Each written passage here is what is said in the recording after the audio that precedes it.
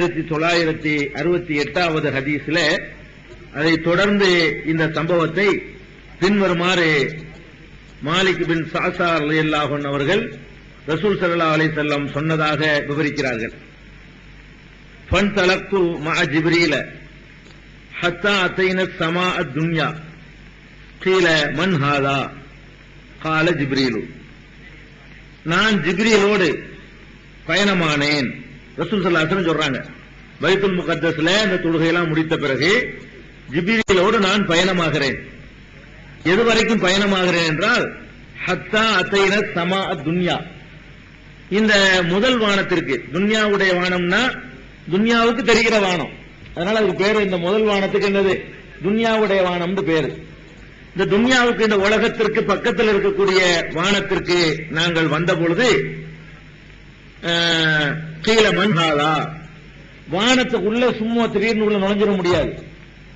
வானோலகத்துக்கு வந்த உடனே அங்கிருந்து கேள்வி கேட்கப்படுது, யார் வந்திருக்கிறது? ஜிப்ரீல் அலைஹிஸ்ஸலாம் சொல்றாங்க, ஜிப்ரீல் வந்திருக்கிறேன். உம்மோடு வந்திருக்கிறவர் யாரு? முகமது வந்திருக்கிறாரு. அவரை அழைத்து வருமாறு கூறப்பட்டிருக்கிறதா? அங்கிருந்து கேள்வி கேட்கப்படுது. ஆமான்னு சொன்ன உடனே உங்களுக்கு வாழ்த்து உண்டாகட்டும், வந்திருப்பவருக்கும் வாழ்த்து உண்டாகட்டும் என்று சொல்லி முதல் வானத்திற்குள்ள அவர்கள் அனுமதிக்கப்படுகிறார்கள். 2 பேரும் அனுமதிக்கப்பட்டோம் அப்படின்னு சொல்லி பெருமானார் ஸல்லல்லாஹு அலைஹி வஸல்லம் அவர்கள் இந்த விண்வெளி பயணத்துல முதல் வானத்திற்கு போனதை சொல்றாங்க. இப்ப நீங்க இந்த முதல் வானத்தை பற்றி விவரிக்கிறதுக்கு முன்னாடி இந்த வானம் தான் என்னங்கிறது நீங்க விளங்கிக்கணும். ஏன்னு கேட்டா வானம் ஒண்ணு இல்லைங்கிறான். விஞ்ஞானிகள் என்ன பண்றாங்க, இப்ப உள்ள விஞ்ஞானிகள் வானம் ஒண்ணு கிடையாது அப்படிங்கிறான். ஏன் கிடையாதுங்கிறான்னா அவனுக்கு இன்னும் தென்படல. அவன் சந்திரனுக்கு போயிட்டான், செவ்வாய்க்கு போயிட்டான், இன்னும் அதுக்கு மேல உள்ளதை எல்லாம் போகாமலே இருந்து கொண்டு அவன் படம் பிடிக்கக்கூடிய கருவிகளையும் செயற்கை கோள்களையும் மனுஷன் கண்டுபிடிச்சிருக்கிறான். அங்கிருந்து அவை படம் எடுத்து அனுப்பி கொண்டே இருக்கின்றன. இந்த இதுல எல்லாம் வானண்டு ஒண்ணு இவனுக்கு தட்டுப்படல, இன்னும் மேல போக வேண்டியிருக்கு. அதாவது நம்ம இருக்க வானன்னு சொல்றோமே, வானங்கிறது இப்ப மேல கண்ணுக்கு தெரியுற மாதிரி இருக்கு. இதே மாதிரி தான் இன்னும் ஒரு 10 கோடி மைல் போனாலும் அவனுக்கு தெரியுது. இன்னும் 2 லட்சம் மைல் மேல போறான், அப்ப பார்த்தாலும் இதே மாதிரியே இருக்குது. இன்னும் கொஞ்சம் போனாலும் இதே மாதிரி தொலைவில் இருக்கிற மாதிரியே தெரியுது. அப்ப இது எவ்வளவு தொலைவில் இருக்குதுன்னு எப்ப கண்டுபிடிக்க முடியலையோ அப்ப இல்லைன்னு சொல்றதுதான் விஞ்ஞானத்தினுடைய முடிவு. அவன் அப்படிதான் சொல்லுவான். எது அவனுக்கு கரெக்டா சொல்ல தெரியலையோ இல்லைன்றான். இவன் இல்லைங்கிறது கன்ஃபார்ம் கிடையாது. ஒன்றை விஞ்ஞானி இருக்குதுன்னு கண்டுபிடிச்சு சொன்னான்னா பார்த்து சொல்றான்னு ஒத்துக்கிறான். ஒன்னை இல்லைன்னு சொல்றான் பாருங்களேன், இல்லைன்னு சொல்ற நம்ம ஏத்துக்கிறதே தேவையில்லை. அது ஒரு அனுமானம். இல்லை என்று சொல்வது அதை எந்த வகையில நம்ம ப்ரூவ் பண்ண முடியாது. இல்லைங்கிறத எந்த அடிப்படையில் சொல்றான்னா, எங்க கருவிக்கு தென்படல. உன் கருவி ஒரு குறிப்பிட்ட தூரத்தை தான் அளக்கும், ஒரு குறிப்பிட்ட தொலைவை தான் பார்க்கும், அதுக்கு மேல உள்ளதை பார்க்காதுங்கிறதுனால அது தெரியாமல் இருக்கலாம். இப்ப வானங்கிறது என்ன? நம்ம இஸ்லாமிய நம்பிக்கை பிரகாரம் வானம் என்னன்னு கேட்டா, இந்த பூமி இருக்குது, பூமிக்கு மேல செவ்வாய், சுக்கிரன், வியாழன், சந்திரன், இப்படி பல கோள்கள்லாம் இருக்குது. இந்த கோள்கள் எல்லாம் இந்த முதல் வானத்துக்கு கீழே உள்ள அந்த இடத்துல எல்லாமே இருக்குது. கேலக்சிங்கிறான்ல, இந்த ஒரு கேலக்சிக்குள்ளதான் எல்லாமே இருக்குது. இதையெல்லாம் தாண்டி போன பிறகுதான் இன்னொரு வானம் வரப்போகுது. இன்னும் சொல்ல போனா இவனே அதையும் சொல்லிக்கிறான். இவனே சொல்றான், மனுஷனே சொல்றான், வானம் இல்லைங்கிறான்ல. வானம் இல்லைங்க கூடியவன என்ன சொல்றான் தெரியுமா? இப்ப நம்ம பூமி இங்க இருக்கிறோம், பூமி சுத்திக்கிட்டு இருக்குது, மேல சூரியன் இருக்கு, அது சந்திரன் இருக்கு, செவ்வாய் இருக்கு. மேலேன்னு சொல்ல முடியாது, நம்ம ஒரு மேல இருக்கும், ஒரு கீழே இருக்கும். அது நம்ம சுத்திரத்தை பொறுத்து இருக்குது. ஒரு நேரத்துல மேல இருக்குமோ, ஒரு நேரத்துல கீழே இருக்குமோ. இப்ப கீழே இருக்கு சூரியன், நம்ம பார்வையில கீழே இருக்குது. அமெரிக்காவில் மேல இருக்குமா அவன். சரி, இப்படி பலவிதமானது இருக்குல்ல. இப்படி இந்த சூரிய இதெல்லாம் ஒரு சூரிய குடும்பம். இதுக்கு பேர் என்ன? சூரிய குடும்பம். இப்ப நம்ம பூமி, சுக்கிரன், செவ்வாய், புதன், வியாழன், சனின்னு சொல்றோமே, ஞாயிறு சூரியன். இது எல்லாத்துக்கும் சேர்த்து என்ன பேருன்னு கேட்டா சூரிய குடும்பம். அந்த சூரியனை மையமாக வைத்து, அச்சாக வைத்து சுழலக்கூடியது. இப்ப எல்லாத்துக்கும் சென்று எதுவும் கேட்டா சூரியன். சூரியன் ஒரு மையமா இருக்குது, எல்லாம் சூரியனை நோக்கிதான் சுத்திக்கிட்டு வருது.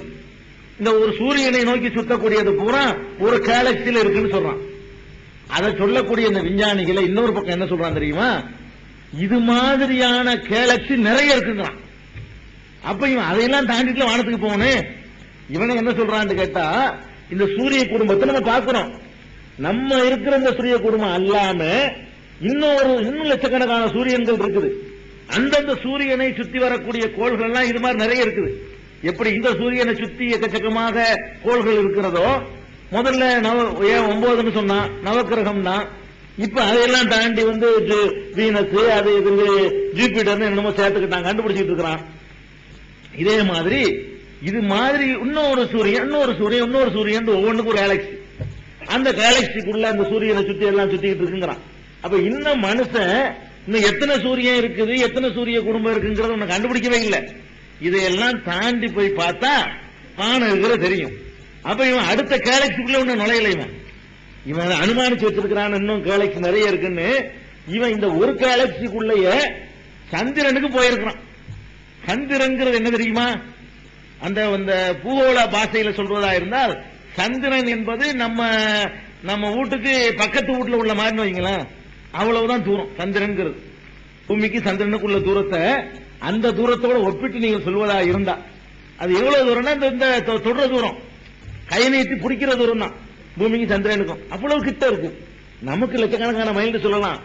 சூரியனோட ஒப்பிட்டு பார்க்கும் பொழுது, வேற வேற கோள்களோட ஒப்பிட்டு பார்க்கும் பொழுது சந்திரன் இருக்கிறது ரொம்ப கிட்ட பூமி. இன்னும் சொல்ல போனா அது ஒரு கோளே கிடையாது, பூமியுடைய துணைக்கோள் அதை சொல்றான். சந்திரனை பொறுத்த வரைக்கும் என்னது, அது சுயமாக சூரியனை சுத்தக்கூடிய கோள் கிடையாதுங்க. அது பூமியை சுத்தக்கூடிய கோள். சந்திரன் இருக்கு பாருங்களேன், அது பூமியை சுத்துது. சந்திரன் போய் சூரியனை சுத்துறதுனால அது சேர்ந்து சுத்திடுது, ஒரு ரவுண்ட் அடிச்சு விடையாந்துருது. அது சுயமா போய் சூரியனை சுத்துறது இல்ல. அவ சந்திரனை பூமியுடைய துணைக்கோள்னு சொல்றாங்க. பூமியோட சேர்ந்ததுதான். அப்படி பார்த்தோம்னா அதுவும் பூமி ஒண்ணுதான் சொல்லணும். அவ்வளவு கிட்ட இருக்கலாம் அந்த தூரங்களோட ஒப்பிடும்போது. அதுக்கு தான் மனுஷன் போயிருக்கிறான். மற்றதுக்கெல்லாம் வேற வேற இது ஆள் இல்லாத அனுப்பி விட்டுருக்கான். மனுஷன் போய் இறங்குனது சந்திரன்ல தான். மற்றதுக்கெல்லாம் மற்ற வெறுமனே உள்ள கருவிகளை ராக்கெட்டுகள் நினைச்சிருக்கிறான், அனுப்பி விட்டு பார்த்திருக்கான். அதனால இந்த மனுஷன் இன்னும் போய் பார்க்காதனால வானம் இல்லைன்னு சொல்லி நம்ம ஏத்துக்கிற வேண்டியது இல்லை. இவன் கண்டுபிடிக்க வேண்டிய நுழைய வேண்டிய சூரியனுக்கு இவன் போகல. புரியுங்களா? மையமா இருக்கக்கூடிய சூரியன், இந்த கேலக்சியில நடுவுல இருக்கக்கூடிய சூரியன், அந்த சூரியனுக்கே மனுஷன் இன்னும் கால எடுத்து வைக்கல. அதை எரிஞ்சு போகாத அளவுக்கு கண்டுபிடிச்சு அதுக்கப்புறம் அதுக்கு போகணும். அதுக்கு போன பிறகு இது மாதிரி நிறைய சூரியன்கள் இருக்குது, அதுக்கெல்லாம் போக வேண்டி இருக்கு. அதையெல்லாம் தாண்டி போனா என்ன வரும்? வானம் வரும். நட்சத்திரங்கள்லாம் உங்களுக்கு தெரியுதுல்ல, இந்த நட்சத்திரங்கள்லாம் என்னங்கிறீங்க? நமக்கு தெரியுது அவ்வளவு சின்னதா, நமக்கு தெரியுது அவ்வளவு சின்ன. சூரியன் இருக்குல்ல, உங்களுக்கு எவ்வளவு பெருசா தெரியுது? உங்க தலை அளவுக்கு தெரியுது. நீங்க பார்க்கக்கூடிய சூரியன் உங்க தலையுடைய சைஸுக்கு தான் தெரியுது. அதான் சைஸ், அதனுடைய சைஸா. உங்க பூமியெல்லாம் தூக்கி 1000 பூமியை தூக்கி உள்ள வைக்கலாம், அவ்வளவு பெருசு சூரியன். அவ்வளவு பிரம்மாண்டமான சூரியன் இவ்வளவு சின்னதா தெரியுது. இன்னும் தொலைவுல இருக்கிறதுனால நட்சத்திரங்கள்லாம் இப்படி தெரியுது. நட்சத்திரங்கள் ஒரு நைட் லாம்ப் மாதிரி தெரியுது, அதை விட சின்னதா தெரியுது. ஒரு சின்ன ஒரு பட்டாணி கரல் அளவுக்குலாம் தெரியுது ஒரு நட்சத்திரங்கிறது. அதனுடைய சைஸ் என்ன? இதெல்லாம் தூக்கி முழுங்கக்கூடிய சைஸ், அவ்வளவு தொலைவுல இருக்குது. இவன் அந்த நட்சத்திரம் எல்லாம் தாண்டி போய்கிட்டு வானம் இல்லைன்னா பரவாயில்லை. இவன் இந்த நட்சத்திரங்களே ஒண்ணுமே பிடிக்கல. நட்சத்திரங்கள் இருக்குத ரொம்ப சின்ன சீசா தெரியுது, அதையே மனுஷன் போய் பிடிக்கல. அதை பிடிப்பான், போவான், மனுஷனுக்கு போக முடியும். அல்லாத சொல்றான் பாருங்கடான்னு சொல்லிட்டான். அப்ப கொஞ்சம் கொஞ்சமா போய்கிட்டு இருக்கிறான். அதனால இவன் இப்ப இல்லைங்கிறதுனால இல்லைன்னு முடிவு வந்துடாதீங்க, ஒரு காலத்துல இருக்குன்னு சொல்லுவான். அப்ப வானம் என்பது அதையெல்லாம் தாண்டி இருக்குது. இந்த எல்லா கேலக்சிலையும் தாண்டி இந்த நட்சத்திரங்கள்லாம் தெரியுது பாருங்க, அதெல்லாம் நம்ம உலகத்தை சேர்ந்தது. அதெல்லாம் அதுக்கு மேலதான் அல்லாஹ்வுடைய ராஜ்யம் ஆரம்பிக்குது. எல்லாமே அல்லாஹ்வுடைய ராஜ்யமா இருந்தாலும் நம்ம எல்லாம்